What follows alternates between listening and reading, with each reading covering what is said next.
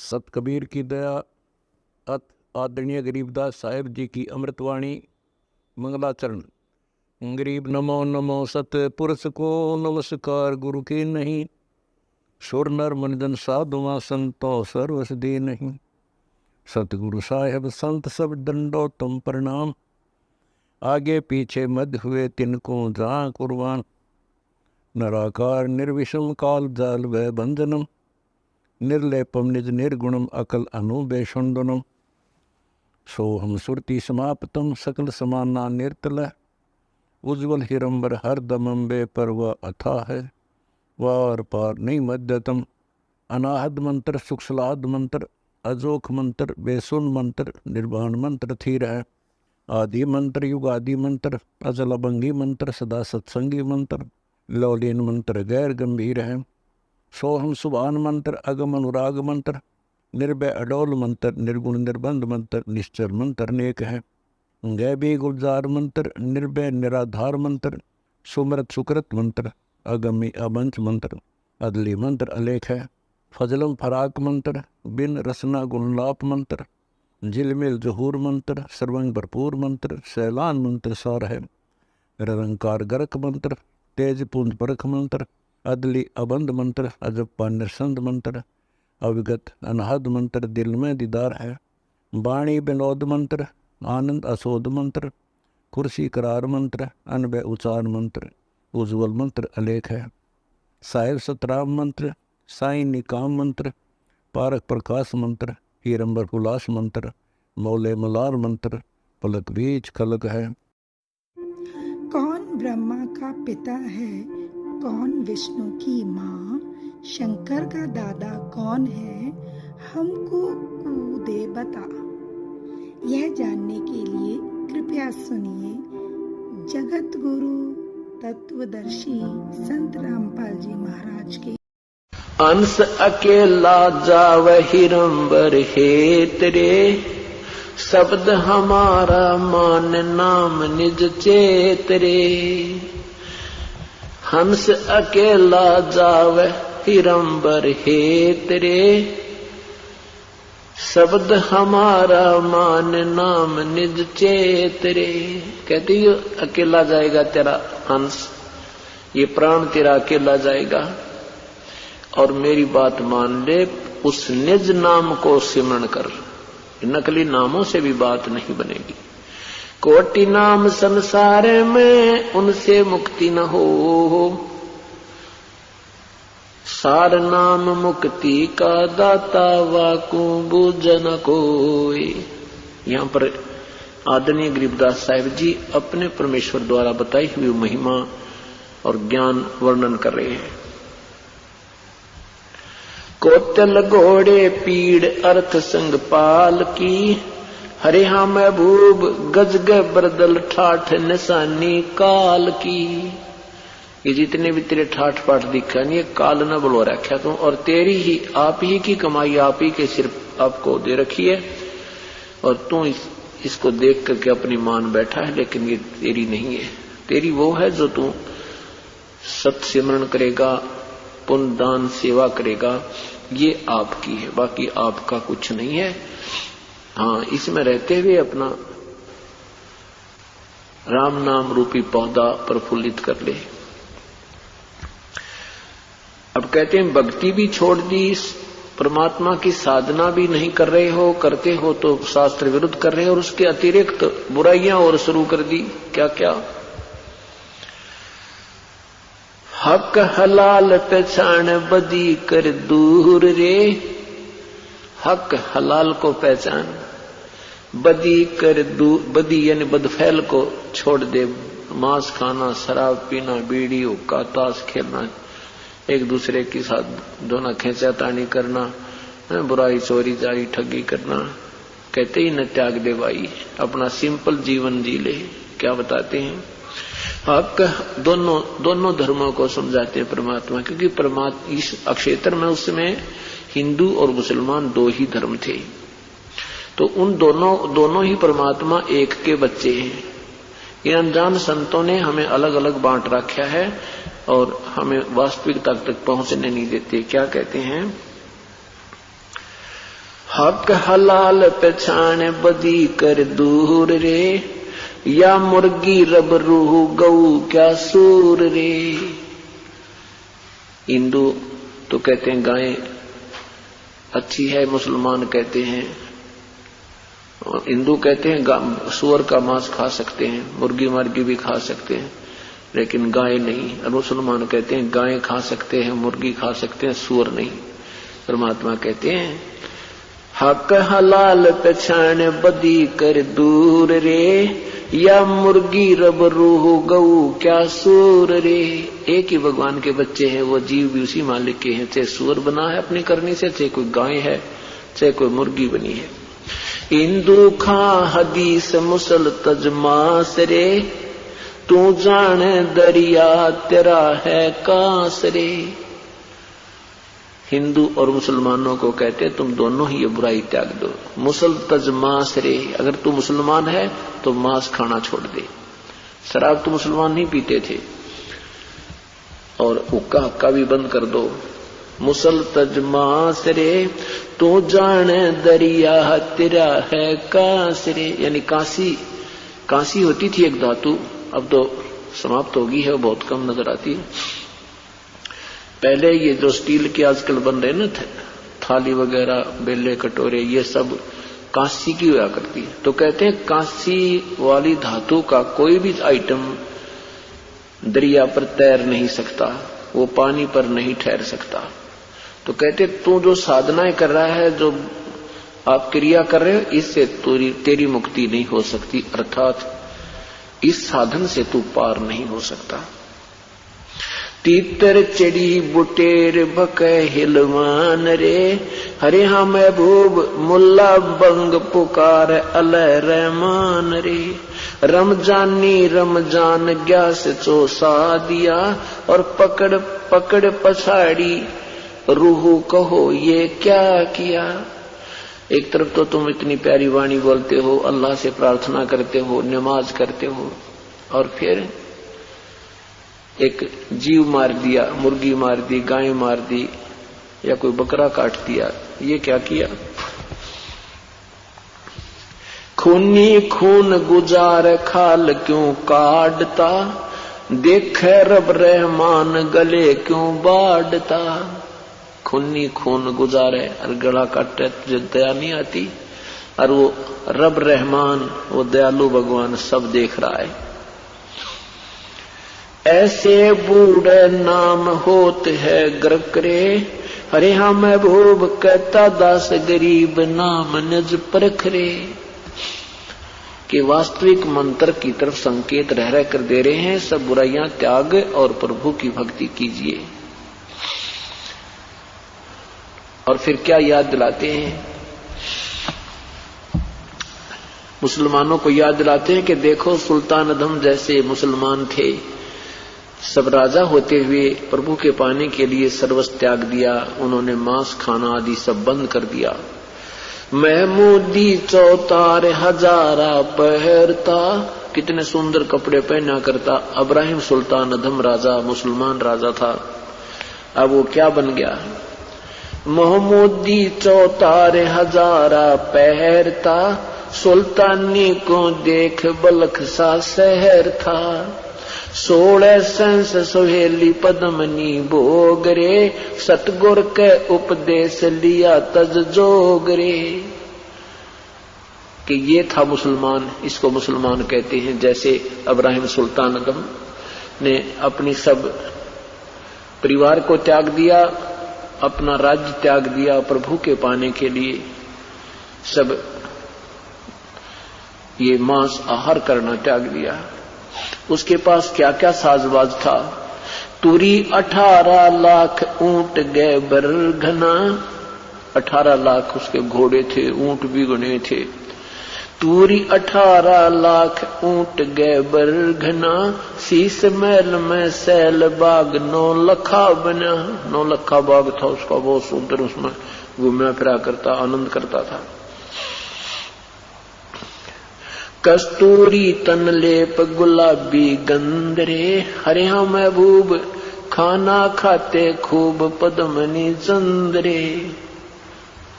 दल बादल गज ठाठ अदल तू मार रे, सहदाने सहनाय मैल धूमार रे।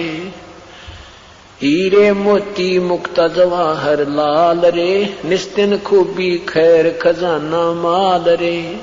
लाग्या बान बिहंग सबंद संभू रे, बलका मारा खेच दू दर बरदू रे। राजपाट गज ठाड़ राजपाट गज ठाठ छाड़ कफनी लई, सार शब्द की चोट तोर बख्तर गई। सार शब्द उस वास्तविक ज्ञान का आधार जरूर उसने लिया कि ये 2 दिन का मेहमान है ये प्राणी, और जो कुछ भी आपको प्राप्त है ये आप ही की पिछले पूर्व जन्म की कमाई का है। और कहे कि मैं उपदेश लेना चाहता हूं, मेरी बुराई नहीं छूट रही है, हिम्मत दो प्रभु। तब परमात्मा का आशीर्वाद उस बच्चे तक पहुंचेगा। यदि उसकी नीत साबित है, वो त्यागना चाहता है, तो प्रभु जरूर मदद कर देगा और छुड़वा देगा। परमेश्वर की कृपा बिना बीड़ी भी ना छूटे।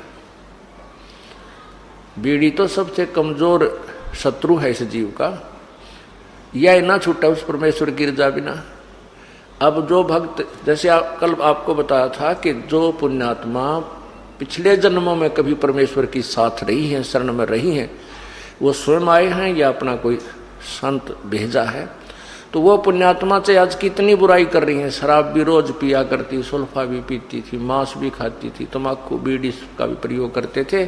और जिस दिन से उपदेश लेने की ठानी, परमात्मा ने तुरंत चांदना कर दिया, उनकी सब बुराई छुटवा दी। अब उनको उनसे बांस आती है, बदबू आती है, दुर्गंध आती है। किससे? शराब मांस तंबाकू से। और फिर वो क्या बताते हैं जी, नाम लेने से पहले भी हम दुखी थे, शराब और बीड़ी तक। बीड़ी से दुखी कैसे थे कि लेटते बीड़ी पीने दिल करता, लेटते बीड़ी लाते या सिगरेट लगाते, और वो बीड़ी ऊपर झटका कपड़े ने खराब कर देती। एक बार तो रजाई में आग लग गई, घरवाला ने भी गड़िया, लेकिन बीड़ी फिर भी ना छुट्टी। फिर कई बार दुखी होकर के शाम ने तोड़ देता, बंडल के बंडल ने तोड़ के और बाहर फेंक देता। बीड़ी साथ होगी ही नहीं तो आप पे छूट जाएंगी।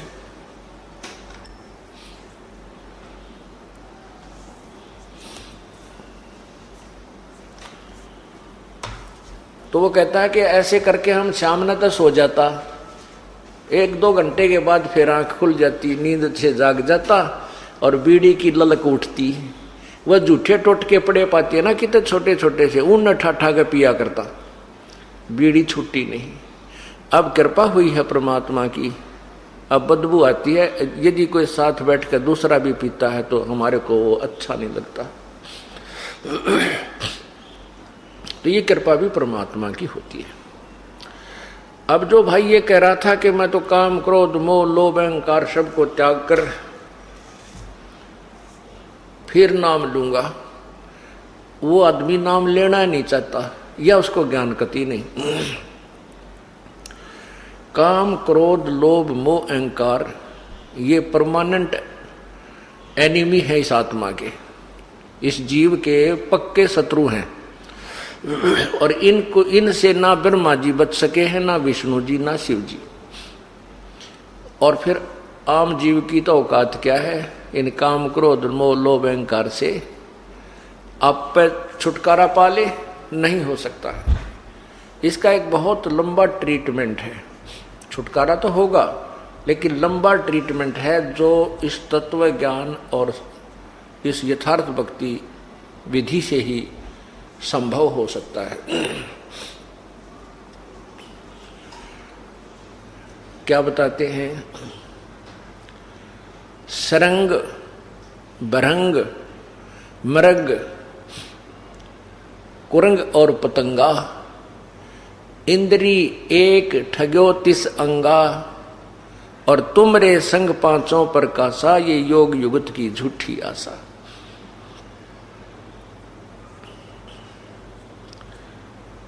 क्या बताते हैं कि शब्द, स्पर्श, रूप, रस, गंध, ये 5 विकार जीव का लगा रखे हैं इस काल भगवान ने। क्यों लगा रखे हैं?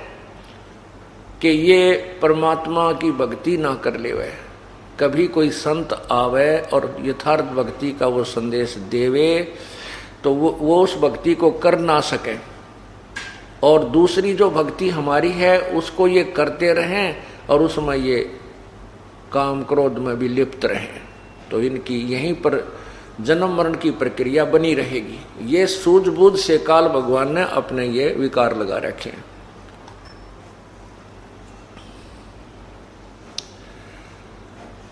एक शब्द, स्पर्श, शब्द होती है अच्छी मीठी सुरीली आवाज की चाह, ये शब्द का ये गुण है। शब्द, स्पर्श, रूप, रस, गंध आदि ये 5 विकार हैं। तो बढ़िया सब गाने बजाने, अच्छी आवाज को सुनने की जो चाह है वो विकार शब्द विकार कहलाता है। एक मृग होता है कुरंग,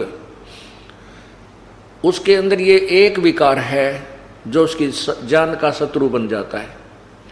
उसको सुरीली तान सुनने की आवाज है, और शिकारी जब मृग पकड़ते हैं, हिरण को पकड़ते हैं, तो वो एक प्रकार की धुन, एक सारंगी सी पे, हारमोनियम पर एक प्यारी प्यारी धुन शुरू कर देते हैं, और वो मृग उस शब्द के वश होकर, उस सुरीली आवाज को सुनने के वश होकर के वहां से चलकर शिकारी के घुटनों में शीश रख देता है और प्यार से उसको सुनता है।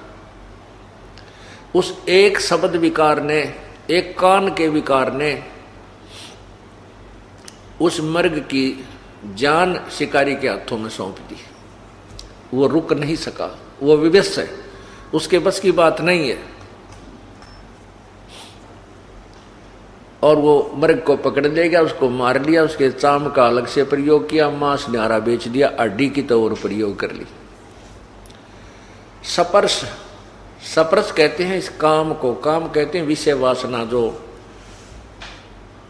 अंग्रेजी में सेक्स कहते हैं। हाथी में सबसे ज्यादा काम वासना होती है, और हाथी पकड़ने वाले एक हथनी को ट्रेंड कर लेते हैं और जंगल में जाकर के गहरा गड्ढा खोद लेते हैं, उसके ऊपर घास फूस से, बोदी बोदी लकड़ियों से उसको ढक देते हैं, और ऊपर उसके ऊपर घास ऐसा ही डाल देते हैं जैसा उस जंगल का घास होता है, ऐसे खड़ा सा कर देते हैं, और उस ट्रेंड हथनी को, वो शिक्षित हथनी को हाथियों के झुंड में भेज देते हैं। वो हथनी जाकर के उनके साथ स्पर्श करती है, उनके शरीर से शरीर घिसाती है, स्पर्श करती है, अर्थात उनको कामो वासना के लिए उत्तेजित करके कर देती है, और हाथी उसकी तरफ दौड़ते हैं। उससे वासना करने की चेष्टा करते हैं तो हथनी वहां से चल पड़ती है, वो दौड़ लेती है, उसके साथ 5-7 हाथी भी साथ साथ चल पड़ते हैं। उसको पता होता है, और वो व्यक्ति जो होते हैं शिकारी, वो वृक्षों की ओट लेकर खड़े हो जाते हैं। वो हथनी सीधी आती है उस गड्ढे की तरफ, और हाथी भी उसकी चारों तरफ को उस आगे से घेरने के लिए भाग रहे होते हैं। वो जल्दी से सीधी आकर के तुरंत वहां से कट मार कर और बराबर से ऐसे भाग के फिर तुरंत उस गड्ढे के सामने आकर सीधी भाग लेती है। हाथी सीधे ही भाग लेते हैं और उस गड्ढे के अंदर वो गिर जाते हैं। जब गड्ढे में वो गिर जाते हैं, उस बड़े बड़े चिंगाड़ते हैं, शिकारी फिर उनको हंटर लगा लगा कर काबू कर लेते हैं, और फिर गांव गांव में, नगर नगर में, सर्कस में ले जाकर उनकी रेल बनाते हैं, उनका जुलूस निकालते हैं। एक स्पर्श विकार के कारण हाथी विवश हो गया, परवश हो गया और अपना जीवन व्यर्थ कर लिया।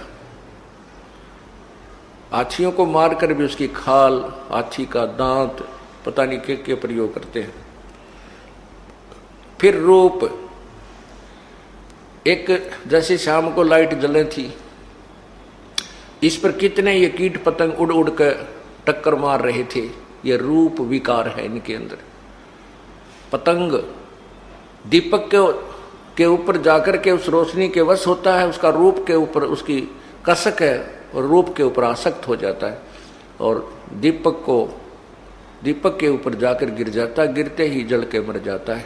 ये हजार की वोल्टेज की ट्यूबें जग रही हैं, इनके ऊपर ये मक्खियां, ये पतंग जाते हैं और वहां मर जाते हैं। एक विकार ने, रूप के ऊपर आकर्षित होने वाले विकार ने उस पतंग की जान ले ली। शब्द स्पर्श रूप अब रस, रस माने जीभ का स्वाद। जीभ के स्वाद के वश मछली होती है। मछली पकड़ने वाला क्या करता है, एक मांस का टुकड़ा एक कांटे में डाल लेता है, उस कांटे का, उस हुक का एक रस्सी बांध लेता है और उसको पानी में छोड़ देता है, रस्सी अपने हाथ में रखता है। वो मछली उसको खाने के लिए एकदम दौड़ती है, वो हुक उसके गले में अटक जाता है और वो ऐसे झटका देता है शिकारी मछियारा, वो मछली बाहर आके गिरती है। एक जीभ के स्वाद ने मछली की जान ले ली। गंध, सुगंध, भंवरा जो होता है, भंवरा जो फूलों के ऊपर सुगंध लेता फिरता है, वो इतना वश होता है गंध लेने के, सुगंध लेने के, कि फूल के ऊपर बैठ जाता है और वो इतना बेसब्रा हो जाता है, उठता नहीं। और शाम के समय वो फूल बंद हो जाता है। कई ऐसे फूल हैं जो बंद हो जाते हैं, अच्छे मजबूत होते हैं, और वो भंवरा उसके अंदर ही रह जाता है, उसकी जान चली जाती है, वो उठता नहीं, इतना विवश है। तो यहां कहते हैं कि कुरंग मतंग, कुरंग कहते हैं मृग को, मतंग कहते हैं हाथी को, और पतंग रूप, कुरंग मतंग सरंग और भृंगा, इंद्री एक ठगो तिस अंगा। ओए होए, के जैसे मृग और हाथी और पतंग, शरंग मछली को कहते हैं, और भंवरा, इन पांचों में एक एक विकार था। इन एक एक विकार ने ही इनकी जान ले ली। और तुमरे संग पांचों पर कासा, योग युगत की झूठी आशा। मनुष्य जीवन में काल ने और जुल्म कर दिया। इस मनुष्य जीवन के मनुष्य मानव शरीर में ये पांचों लगा दिए। ये पांचों विकार मानव को प्रभावित रखते हैं। इसमें जीभ का भी स्वाद है, कानों का भी रस लेने, गाने गुने सुनने चाहिए इसने, गुटी सूटी लाने बढ़िया है, चटपटे भोजन खाने के लिए,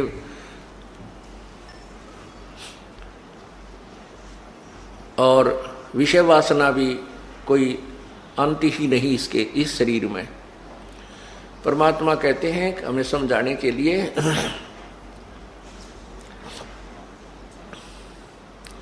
कबीर कुत्ता रुत पे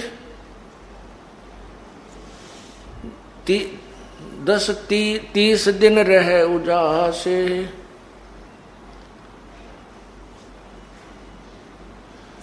कामी नर कुत्ता सही 6 ऋतु 12 मास। परमात्मा कितनी प्यारी तुलना करते हैं इस मनुष्य के साथ। कहते हैं कुत्ता एक ऋतु आने पर ही 30 दिन तक वो काम वासना से प्रेरित रहता है, और कामी नर कुत्ता से ही 6 ऋतु 12 मास। कामी माने विषय वासना वश होकर ये नर उस कुत्ते से भी बदतर है, इसकी कोई ऋतु ही सीमित नहीं है, 6 ऋतु 12 मास ही ये काम तेज उत्तेजना के वश रहता है। अब क्या कारण है कि जैसे काल ने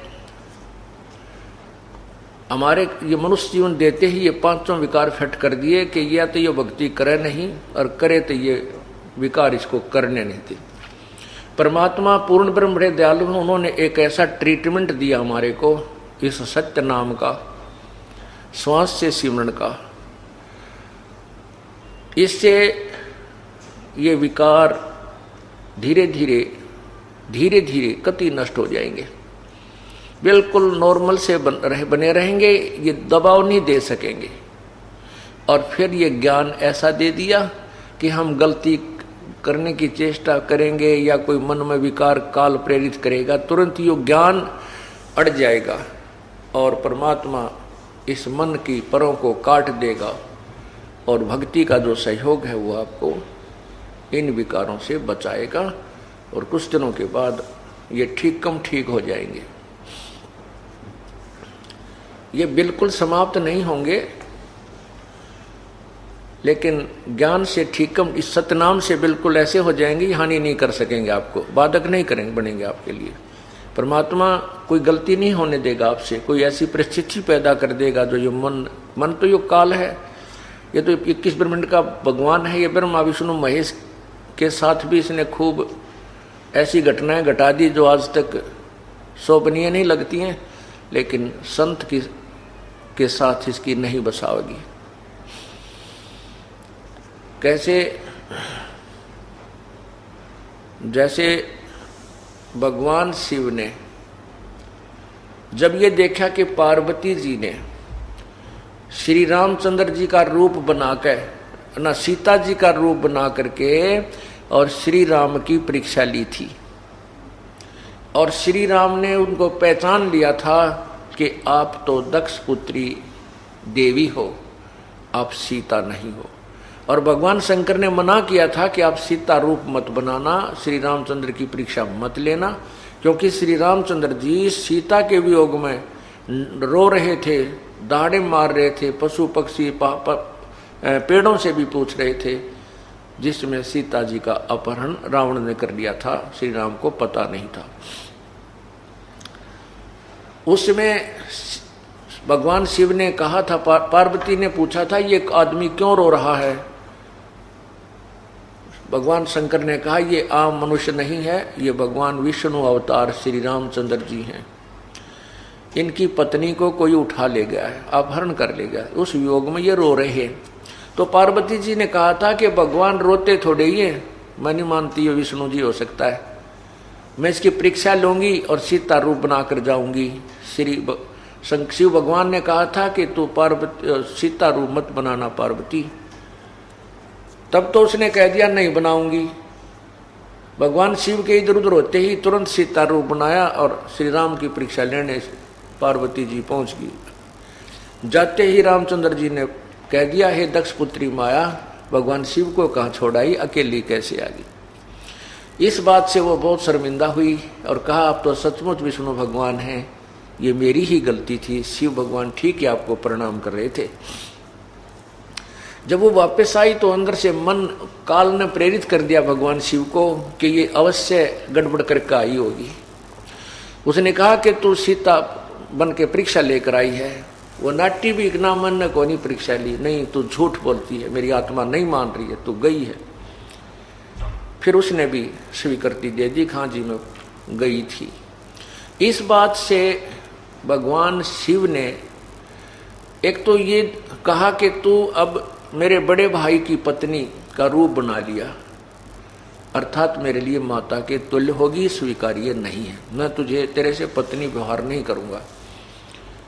और दूसरे मन में यह आके मैं पार्वती से प्रिय इस जग में किसी को नहीं मानता था और इसने भी मेरे को डिसीव कर दिया, धोखा दे दिया। इसलिए मुझे स्त्री की चाह किस लिए हुई कि मेरे अंदर वासना है, काम वासना, मैं इसी को नष्ट कर दूंगा, मुझे चाह ही ना पड़ेगी जो मुझे धोखा दे सके और भक्ति में बाधक बन सके। इस विचार से भगवान शिव ने 88,000 वर्ष तक इस एक विकार को नष्ट करने के लिए तप किया, सप्रश विकार को। 88,000 वर्ष तप करने के बाद कहते हैं कामदेव को भी फूंक दिया, जला दिया, सब कुछ कर दिया। और भगवान शिव ने सोच लिया कि अब तू वासना रहित हो गया है, तेरा विकार समाप्त हो गया। कबीर परमात्मा कहते हैं विकार मरा मत जानियो, जो भूबड़ में आग जैसे अंगार होता है और उस आग को दबा देते हैं अग्नि के, जैसे उपला होता है, उपले को जला करके वो आग पूरा अंगार बन जाता है और उसको राख में दबा देते हैं कि काफी देर तक ये रहा रहेगा। तो उससे ऊपर से तो ऐसा हो जाता है जैसे बिल्कुल समाप्त हो गया, इसमें राख रूख लग के, और उसको ऐसे हिलाते हैं ना तो अंदर से पूरा धंधकता मिलता है। तो परमात्मा ने कहा है कि विकार मरे मत जानियो, जो भूबड़ में आग पहले से भी तेज धंधकती पावेगी। कैसे ना, जो साधना तुम कर रहे हो उनसे नहीं मरेंगे, उनसे तुम मान लेते हो कि हमने कुछ सफलता प्राप्त कर ली, लेकिन वो सफलता नहीं, वो तो दुबक गया है तुम्हारा, जो दबा है थोड़े से दिन तक। और जो सतनाम और इस विधि से जो साधना की जाती है, ये परमानेंट ट्रीटमेंट कर दिया जाता है। अब काल भगवान जो ज्योति निरंजन ब्रह्म है, उसको चिंता बनी रहती है कि यदि कोई व्यक्ति, यदि ये मानव या प्राणी अपनी वासना को कंट्रोल कर लेंगे तो संतान उत्पत्ति कैसे होगी, और संतान उत्पत्ति नहीं हुई तो मैं 1 लाख मानव शरीरधारी प्राणियों के शरीर के मैल को कैसे खाऊंगा। इस दृष्टिकोण से वो किसी को भी विकार रहित नहीं होने देता। ये उसकी मजबूरी है और एक भयंकर जाल है। तो कुछ दिनों के बाद उस काल ने प्रेरणा कर दी भगवान शिव के अंदर कि मैंने सुना है कि जिस समय हमने सागर मंथन किया था, सागर मंथन के समय कहते हैं मैंने तो विष ले लिया था, मुझे तो नशा बन गया था, ध्यान नहीं, और राक्षसों ने अमृत के कलश को ले लिया था। भगवान विष्णु ने एक मोहनी रूप बनाकर, सुंदर स्त्री का रूप बनाकर, नाच कूद कर, डांस डूंस करके, अच्छे गाने गा करके उनको मदिरा पिला दी थी। मदिरा का कलश उनको दे दिया, मदिरा पिला दी थी और अमृत के कलश को ले आया था। नहीं तो देवता, वो राक्षस अमर हो जाते और देवताओं को सदा दुखी करते। तो उनके मन में तो लोग कहते हैं कि भगवान विष्णु जब मोहनी रूप बना रखा था स्त्री का, बड़े सुंदर लग रहे थे, बहुत ही खूबसूरत। तो शिव जी के मन में यह प्रेरणा कर दी काल ने कि आज भगवान विष्णु से मैं वो मोहनी रूप देखूंगा और ये देखना चाहूंगा भगवान कितने सुंदर लग रहे थे मोहनी रूप बना के। इस उद्देश्य को लेकर के भगवान विष्णु के लोक में भगवान शिव चले गए। कुशल मंगल हुई। आने का कारण पूछा विष्णु जी ने। शंकर भगवान ने अपना उद्देश्य आने का बता दिया कि मैं आपका वो मोहनी रूप देखना चाहता हूं जिस समय जो आपने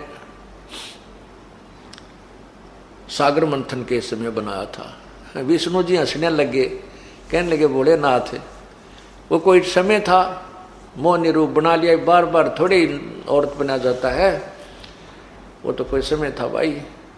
शंकर भगवान बोले नहीं भगवान, मैं तो बैठ गया आपके द्वार पे, जब तक मोहनी रूप नहीं दिखाओगे मैं नहीं जाऊं। भगवान विष्णु ने सोचा ये तो भाई पक्का धुनका है, 88,000 वर्ष तक बैठा रहा, और जब मैं इसको यहाँ से नहीं, कोई इसका उद्देश्य पूरा नहीं करूंगा तो बैठ जाएगा यहाँ पर, ना मेरा कितने दिन बैठा रहेगा। भगवान विष्णु कहने लगे कोई बात नहीं, कुछ देर में मैं आपको मोहनी रूप दिखाता हूँ, आप बैठो यहाँ। यूं कह करके अपने मकान महल में चले गए। उधर से अंतर ध्यान होकर के जहाँ शिव जी अकेले बैठे थे बाहर बरंडे में, आगे सामने मैदान और बाग बगीचा था, विष्णु जी एक सुंदर लड़की का रूप बनाकर के एक पेड़ के नीचे खड़े हो जाते हैं जिसमें ऐसे वस्त्र थे जो अर्धनग्न शरीर हो। शिव जी ने इधर देखा, कोई दिखाई नहीं दे रहा था। उठ के उस स्त्री की तरफ चल पड़े और वो लड़की आगे आगे चलने लगी। शिव जी ने भी लंबी लंबी कदम रख के उसके हाथ पकड़ लिया और वो आगे चलती रही। कहने का भाव ये मैं पुराण में लिखा है जो हम आपको बता भी नहीं सकता भगवान शिव जी की क्या दशा हुई। तो उसी समय भगवान विष्णु ने अपना विष्णु रूप बना लिया। तब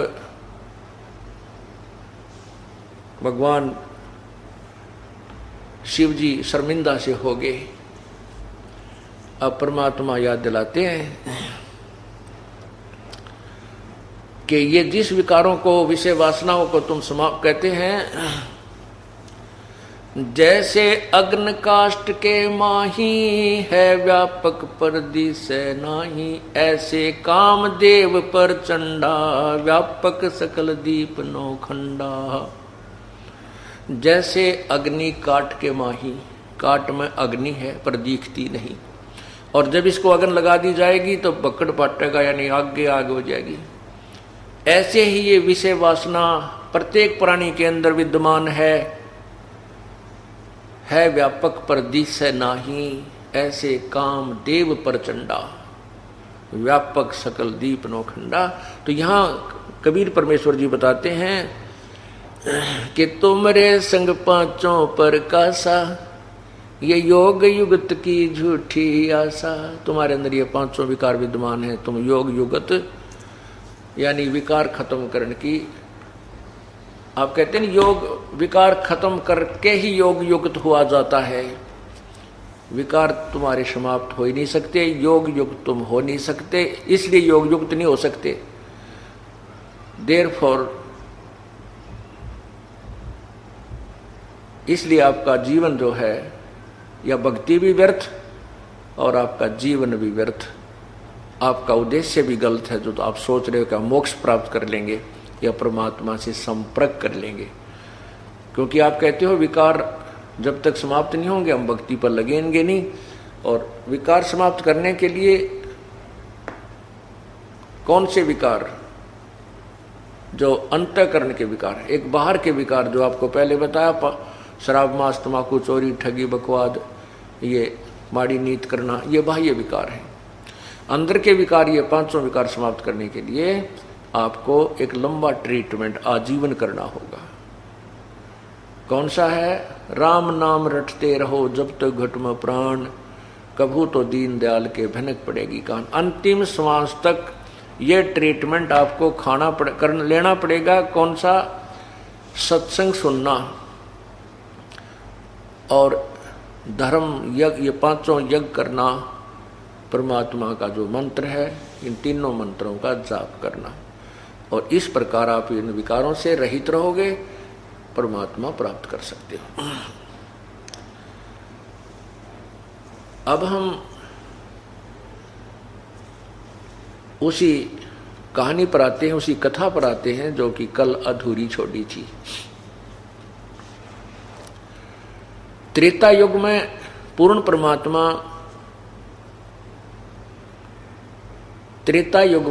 परमात्मा मुनिंदर नाम से आए थे,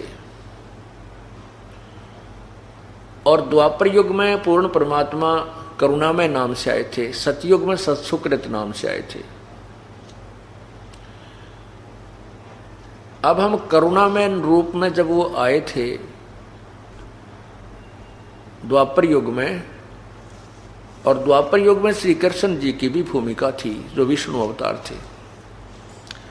कल आपने सुना है, जैसे कल प्रकरण चल रहा था कि गीता जी का ज्ञान श्री कृष्ण जी ने नहीं कहा, गीता जी का ज्ञान काल ने कहा। वो प्रमाणित भी आपके सामने किया गया। अब उसी प्रकरण में एक उदाहरण और देते हैं आपको कि गीता जी का ज्ञान श्री कृष्ण जी ने नहीं, काल ने कहा था। कैसे? गीता जी अध्याय नंबर 2 के मंत्र 37 और 38 में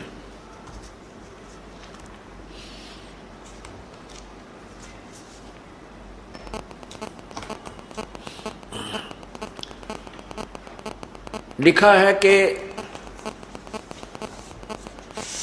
गीता ज्ञान दाता अर्जुन को कह रहा है कि अर्जुन, या तो तू युद्ध में मारा जाकर स्वर्ग को प्राप्त होगा, अथवा संग्राम में जीतकर पृथ्वी का राज्य भोगेगा। इस कारण हे अर्जुन, युद्ध के लिए निश्चय करके खड़ा हो जा, यानी युद्ध कर ले। 38 श्लोक में, अध्याय नंबर 2, गीता जी के अध्याय नंबर 2 श्लोक 38 में फिर कहा है कि जय पराजय, लाभ हानि, सुख दुख समान समझकर इसके बाद युद्ध के लिए तैयार हो जा। इस प्रकार युद्ध करके तू पाप को नहीं प्राप्त होगा, अर्थात तुझे पाप नहीं लगेंगे। अब ये जो ज्ञान है गीता जी का, ये ज्योति निरंजन काल ने दी कहा है, और इसमें जो वेदों का ज्ञान प्लस में अपनी जो युद्ध कराने के उद्देश्य से जो ऊट पटांग ज्ञान, इसमें दोनों भर दिए। कैसे? जैसे गीता अध्याय नंबर 2 के श्लोक 38 में तो कह रहे हैं कि जय पराजय का लालच ना करके, लाभ हानि ने त्याग के और युद्ध के लिए तैयार हो जा, तू पाप नहीं लगेगा। और 37 में उससे पहले वाले श्लोक में कह रहा है यू काल भगवान कि अर्जुन, परमात्मा की कथा सुनो, परमात्मा की कथा की चर्चा करो। इसके अतिरिक्त जो भी बातें करते हो, सुनते हो, वह सब व्यर्थ है। ऐसे ही आध्यात्मिक वीडियो देखने के लिए हमारे चैनल विश्व विजेता संत रामपाल जी महाराज को